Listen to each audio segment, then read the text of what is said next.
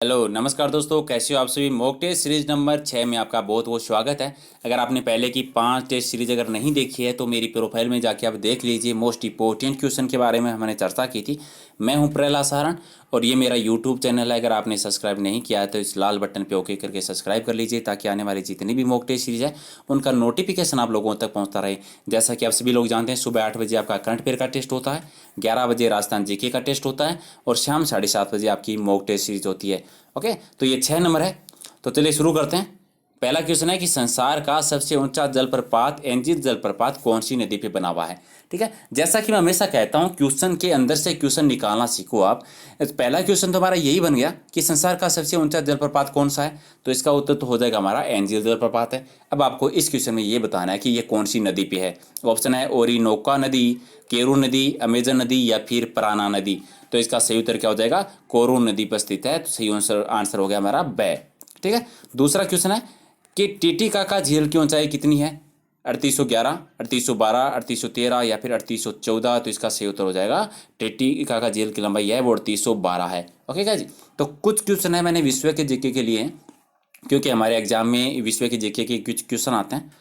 3 number हमारा question है कि विश्व का सबसे ऊंचा सक्रिय ज्वालामुखी कौन सा है। सक्रिय ज्वालामुखी बताना है। चिम्बेरेजो, कोटोपेक्सी, स्ट्रीम बोलो या फिर महाकाली। तो सही उत्तर हमारा क्या हो जाएगा, कोटोपेक्सी जो है वो विश्व का सबसे ऊंचा सक्रिय ज्वालामुखी है। तो वह है वो सही उत्तर है। Question number 4 very very important question कि अर्जेंटीना के मध्य भाग में पाए जाने वाले शीतोष्ण घास के मैदान को क्या कहते हैं। अर्जेंटीना के मध्य भाग में जो शीतोष्ण घास मिलते हैं उसको किस नाम से जाना जाता है। लानोस, कंपोस, पंपास या ग्रान चोको। तो सही उत्तर है वो हमारा हो जाएगा पंपास के नाम से जाना जाता है। क्वेश्चन नंबर 5 हमारा है कि संसार का सबसे ऊंचा जलप्रपात कौन सा है। ये क्वेश्चन आपका गलत नहीं होना चाहिए, क्योंकि पहले क्वेश्चन में हमने इसके बारे में चर्चा की थी। तो डायरेक्ट इसका आंसर बताइए। सही उत्तर हो जाएगा ए, सबसे ऊंचा जलप्रपात है एंजिल जलप्रपात। क्वेश्चन नंबर 6 है कि अपुआ क्षेत्र की सबसे लंबी नदी कौन सी है। याद रखना, अपुआ क्षेत्र की बात कर रहे हैं यहाँ पे। अपुआ क्षेत्र की सबसे लंबी नदी कौन सी है। नील नदी, अमेजन नदी, परागवे नदी या फिर पिरागना नदी। तो सही उत्तर हमारा क्या हो जाएगा, इसका राइट आंसर वो हो जाएगा अमेजन नदी है वो पुआ क्षेत्र की सबसे लंबी नदी है। तो बी है वो सही उत्तर है। क्वेश्चन नंबर 7 कि जलवायु के आधार पर विश्व का सबसे सूखा मरुस्थल कौन सा है। सबसे सूखा मरुस्थल कौन सा है। अटाकामा मरुस्थल, पेटागोनिया, थार मरुस्थल या फिर ए या ब दोनों। तो इसका राइट आंसर बताइए आप लोग। इसका सही उत्तर क्या हो जाएगा, ए है वो सही उत्तर है। सबसे सूखा मरुस्थल है वो है अट्टाकामा मरुस्थल। ठीक है। क्वेश्चन नंबर 8 कि विश्व का एकमात्र ऐसा देश जिसमें से मकर व भूमध्य रेखा गुजरती है। Very very important question. वह कौन सा देश है जहां से मकर रेखा और भूमध्य रेखा दोनों गुजरती है। तो अर्जेंटीना, फोकलैंड, ब्राजील या फिर कनाडा। तो इसका राइट आंसर हो जाएगा ब्राजील से गुजरती है मकर रेखा भी और भूमध्य रेखा भी। विश्व का एकमात्र ऐसा महाद्वीप है अफ्रीका जिससे कर्क रेखा, मकर रेखा और भूमध्य रेखा तीनों गुजरती है। याद रखिए, अगर बात करें भारत की तो भारत से गुजरती है कर्क रेखा। ठीक है, ये भी याद रखना है आपको।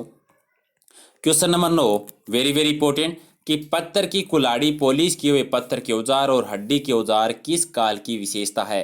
पूरा पाषाण काल, मध्य पाषाण काल, नव पाषाण काल या फिर ताम्र पाषाण काल की। तो पत्थर की कुल्हाड़ियाँ, पॉलिश किए हुए पत्थर के औजार, हड्डियों के औजार किस पाषाण काल की विशेषता है। तो राइट आंसर है यानी नव पाषाण काल की विशेषता है। क्वेश्चन नंबर 10 हमारा है कि आंदर सातवाहन वंश के शासक जिसे प्रथम आंदर सम्राट कहा जाता है वो कौन है। इसका सही आंसर बताइए।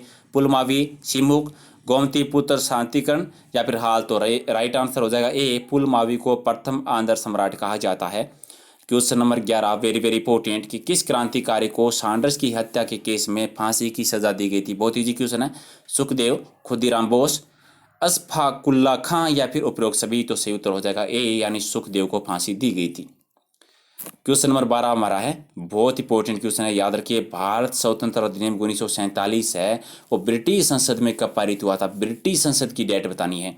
2 दिसंबर 1946, 16 अगस्त 1946, 4 जुलाई 1947, 2 अगस्त 1947। तो इसका सही उत्तर हो जाएगा 4 जुलाई 1947। क्वेश्चन नंबर 13 है कि हरी अग्नि यानी पन्ना का रासायनिक तौर पर क्या है। देखिए, ये क्वेश्चन तो यही बन गया कि हरी अग्नि किसको कहा जाता है, पन्ना को कहा जाता है। यहाँ पे आपको बताना है कि रासायनिक तौर पर हरी अग्नि है वो क्या है। कार्बन और सिलिका का मिश्रण है, रॉक फास्फोट और निप्थोलाइट का मिश्रण है, बेराइट्स और तांबा का मिश्रण है या फिर बेरिलियम और एल्यूमिनियम का मिश्रण है? तो इसका सही उत्तर है वो क्या हो जाएगा, बेरिलियम और एल्यूमिनियम का मिश्रण है। तो राइट आंसर हमारा होगा द। ठीक है, चलिए क्वेश्चन नंबर 14 बहुत इंपॉर्टेंट क्वेश्चन है कि अंतर्राष्ट्रीय शांति और सुरक्षा की अभिवृद्धि संबंधी प्रावधान संविधान के किस अनुच्छेद में है? अगर मैं सिंपल भाषा में बोलूं तो अंतर्राष्ट्रीय शांति और सुरक्षा से संबंधित हमारा कौन सा अनुच्छेद है? अनुच्छेद 49, 39, 40, 48 या फिर 51? तो सही उत्तर हो जाएगा द 51 है, वो अंतर्राष्ट्रीय शांति और सुरक्षा से संबंधित अनुच्छेद है। बहुत इंपॉर्टेंट क्वेश्चन है, बहुत बार पूछा गया है, ये मोस्टली याद रखिए आप। क्वेश्चन नंबर 15 है कि पानीपत के तृतीय युद्ध में मराठा की ओर से लड़ते हुए मरने वाले मुसलमान सेना नायक कौन थे? साहस अथवा इब्राहिम लोदी, इब्राहिम गारदी या फिर वजीर जहान? तो इसका सही उत्तर हो जाएगा इब्राहिम गारदी जो है वो तृतीय मराठा युद्ध जो पानीपत का जो युद्ध हुआ था उसमें मराठों की ओर से लड़ते हुए शहीद हो गए थे। ठीक है, क्वेश्चन नंबर 16 हमारा है कि शिवाजी ने किस दर पर भू राजस्व वसूल किया था? बहुत बार एग्जाम में आया हुआ क्वेश्चन है ये। उपज का 2/5, उपज का 1/4, उपज का 1/3 या फिर में से कोई नहीं? तो सही उत्तर हो जाएगा उपज का 1/5 है, वो भू राजस्व वसूल किया जाता था शिवाजी के द्वारा। क्वेश्चन नंबर 17 कि मराठा खलनायक किसे कहते हैं? बालाजी विश्वनाथ को, बाजीराव प्रथम को, नाना फडणवीस को या फिर रघुनाथ राव को? तो मराठा खलनायक जो है वो कहा जाता है रघुनाथ राव को। तो द है उससे उत्तर हो जाएगा। क्वेश्चन नंबर 18 की पुरंदर की संधि कब हुई थी? 24 जून 1965, 15 जून 1965, 15 अप्रैल 1963 या फिर 2 नवंबर 1965 को? तो सही उत्तर हो जाएगा पुरंदर की संधि 24 जून 1965 को हुई थी। तो ए है सही उत्तर है। क्वेश्चन नंबर 19 बहुत इंपॉर्टेंट है कि निम्नलिखित में से कौन सा राजनीतिक दल का कार्य नहीं है? सार्वजनिक नीतियों का निर्धारण, शासन का संचालन, शासन की आलोचना या फिर अशिक्षा? तो कौन सा राजनीतिक दल का कार्य नहीं है? तो सही उत्तर हो जाएगा अशिक्षा है, वो नहीं है, बाकी सारे राजनीतिक दल के कार्य हैं। तो कार्य भी याद रखिए।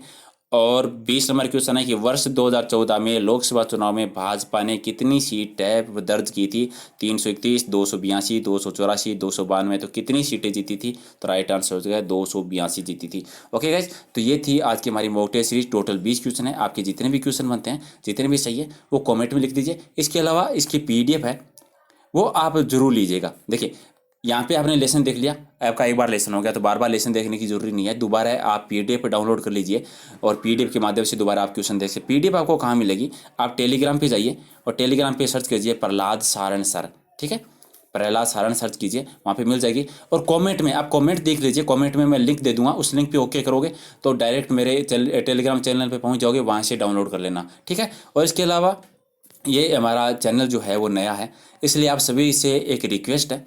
ठीक है, तो आप तो इसे सब्सक्राइब करेंगे और प्लीज़ अपने दोस्तों के साथ शेयर कीजिए, व्हाट्सएप पे शेयर कीजिए, फेसबुक पे शेयर कीजिए। या हम रोजाना 3 टेस्ट सीरीज लेते हैं आपके लिए, तो थोड़े से आप लोगों के सहयोग की जरूरत है। अगर आप लोग थोड़ी सी हेल्प करते हैं तो thank you so much. Okay guys, तो चलिए मिलते हैं सुबह 8 बजे करंट अफेयर के टेस्ट के साथ। ठीक है, जरूर ज्वाइन कीजिएगा ताकि रोजाना आपका करंट अफेयर का पार्ट है वो कवर होता रहे। Okay guys, thank you.